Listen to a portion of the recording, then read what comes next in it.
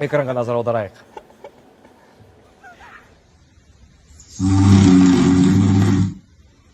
Туған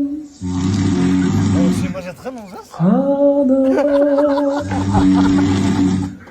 талбардай табалар жігіт болса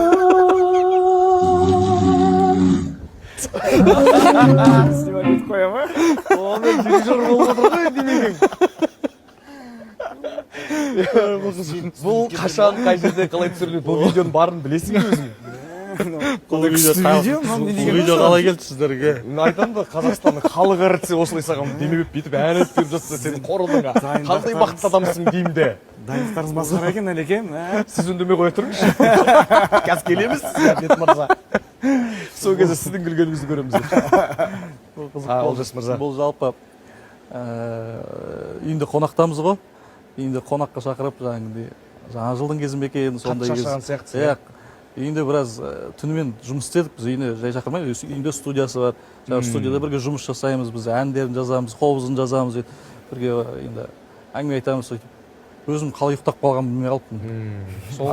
Ішке кіргенде телефон шыққа отырып ұйықтап қалыптым. Сөйтіп бір ұйықтағанда ертесі тұрған ғой, қонаққа барған. Бір жерден шаршап келген ғой шамасы. Сөйтіп ұйықтап жатқан кезде өзі айтады да, бөлмемнен естіп жатырмын дейді да, бір жер дірілдеп жатқан сияқты дейді. Гүрілдеп жатыр бірдеңе дейді, білмеймін. Сөйтіп кіріп қарасам, қорылды жіберіп жатсың дейді. Қобызыңыз ғана гүрілдемейді, өзіңіз де гүрілдеп тұрады екенсіз. Солай да ма? Ән айтып тұрып. Шаршап ұйықтап жатқан кезім екен, сол кезде осылай түсіріп алған ғой жаңа.